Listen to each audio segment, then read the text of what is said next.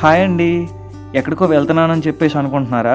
ఎక్కడికి లేదండి, మా ఊరి పక్కన ఫారెస్ట్ ఉంటుందని చెప్పేసి అన్నాను కదా, అక్కడికే వెళ్తున్నాను. అడవిలో తాగడానికి నీళ్ళు లేక ఇలా పక్షులు చనిపోతున్నాయి. ఎందుకంటే ఇది ఎండాకాలం కదా, సమ్మర్లో వాటర్ దొరకడం చాలా కష్టం కదా. ఇలా water bottles, beer bottles, wastage, షాపుల్లో ఉండే వేస్టేజ్ అంతా తీసుకెళ్ళి ఫారెస్ట్ ఏరియాలో పడేస్తున్నారు.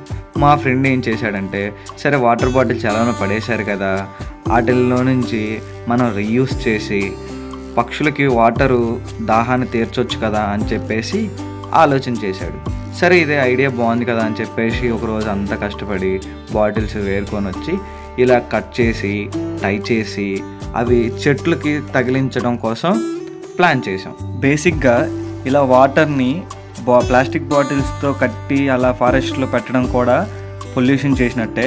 కానీ ఏం చేద్దాం, ఆల్రెడీ అక్కడ పడేసిన బాటిల్స్ని మేము రీయూస్ చేసి పక్షులకి దాహాన్ని అయినా తీరుద్దాం, ఎలానో పొల్యూట్ చేస్తున్నారు కదా అని చెప్పేసి ఆలోచన చేసి ఇలా మేము ప్లాన్ చేసాము.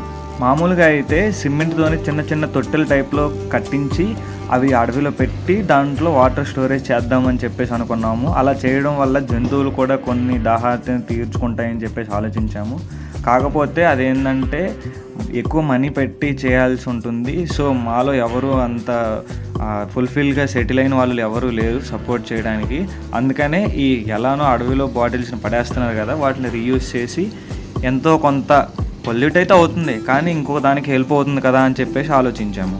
మేము ఇలా బాటిల్స్ అన్నీ కట్ చేసి వాటిని బాగా టైట్ చేసి వాటర్ని ఇలా క్యాన్స్లో పట్టుకొని అవి తీసుకొని ఫారెస్ట్కి వచ్చేసరికి మధ్యాహ్నం 12 గంటలు అయిపోయింది.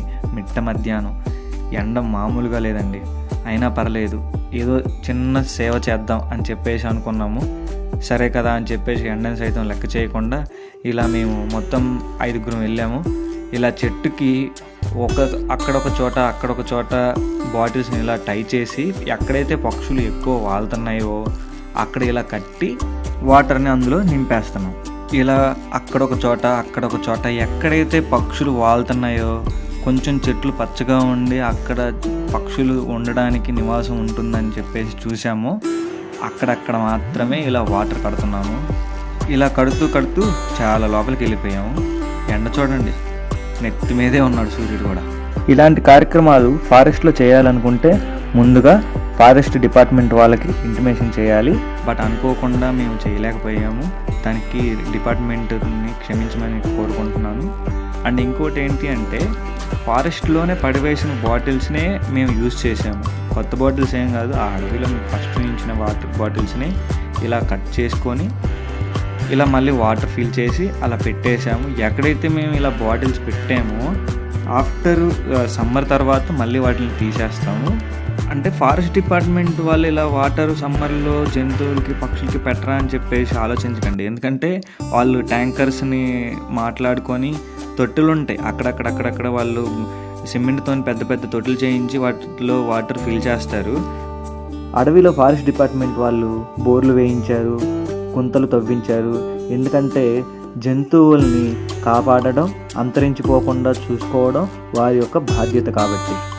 మీరు ఇక్కడ గమనించినట్టయితే ఈ వీడియోలో చెట్టు దగ్గర ఒకటి పడిపోయి ఉన్నాడు చూసారా, ఆ వైట్ షర్ట్ అబ్బాయి.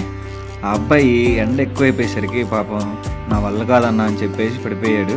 మాకు కూడా అలానే అయిపోయింది, ఎండ అంత ఎక్కువైపోయింది అనమాట. ఇదిగో ఇక్కడ ఈ టవల్ కట్టుకున్న అబ్బాయి మాత్రం లేదు ఎంత టైం అయినా ఎంత దూరం అయినా ఈరోజు లోపలికి వెళ్ళాల్సిందే, అన్నీ కట్టాల్సిందే, వాటర్ ఫుల్గా నింపాల్సిందే అని చెప్పేసి పట్టు విడవని విక్రమార్కుడిలాగా రోజంతా కష్టపడి కంప్లీట్ చేసే వరకు తిరుగుతానే ఉన్నాము. ఇలా 100 నుంచి 200 లోపు బాటిల్స్ని రోజంతా కష్టపడి లాంగ్ నడుచుకుంటూ వెళ్ళి అన్నీ ఒకే చోట కట్టలేదండి, లాంగ్లో ఒక్కొక్క చోట ఎక్కడైతే పక్షులు వాళ్తాయో గ్రీనరీ ఇలా చెట్లు కనిపిస్తూ ఉన్నాయో అవి చూసి కట్టాం. పాపం అలసిపోయి మరి మా వాడు దాహం తీర్చుకుంటున్నాడు తీసుకొచ్చిన వాటర్లోనే. వీడు మా అల్లుడు అశోక్, పాపం వాటర్ అంతా వాడే మోసుకొని వచ్చింది, అలసిపోయాడు బాగా.